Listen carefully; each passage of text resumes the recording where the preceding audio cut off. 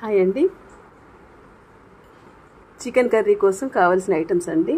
Onions, green chillies, టమాటా pieces, కొంచెం కరివేపాకు, బిర్యానీ పత్తా, ఇంకా అల్లం వెల్లుల్లి పేస్ట్, కడిగి పెట్టుకున్న చికెన్లోని కారము, పసుపు, పెరుగు, ఉప్పు, ఇంకా చికెన్ మసాలా కొంచెం కలిపి పెట్టుకున్నానండి. ఈ విధంగా కావాల్సినవన్నీ ఈ విధంగా బాగా ఫ్రై చేసుకొని గోల్డ్ కలర్ వచ్చిన వరకు వేపుకోవాలండి. బాగా వేగిన తర్వాత రెడీ చేసి పెట్టుకున్న చికెన్ని ఇందులో యాడ్ చేసుకోవాలి. బాగా ఫ్రై అయిన తర్వాత చికెన్తో పాటు కొంచెం వాటర్ వేసుకొని మనకి ఎంతవరకు గ్రేవీ కావాలో అంతకంటే ఎక్స్ట్రా వాటర్ వేసుకోవాలండి. ఇదిగోండి ఈ విధంగా వేగుతుందండి. ఇంకా మరి కొంచెం వేగిన తర్వాత వాటర్ వేసి పెడతానండి. నేనంత వాటర్ యాడ్ చేసుకున్నానండి. ఉడికిన తర్వాత మళ్ళీ చూపిస్తాను. చికెన్ కర్రీ రెడీ అయిపోయిందండి. ఇది బ్యాచిలర్ కోసం ఈజీ రెసిపీ అండి.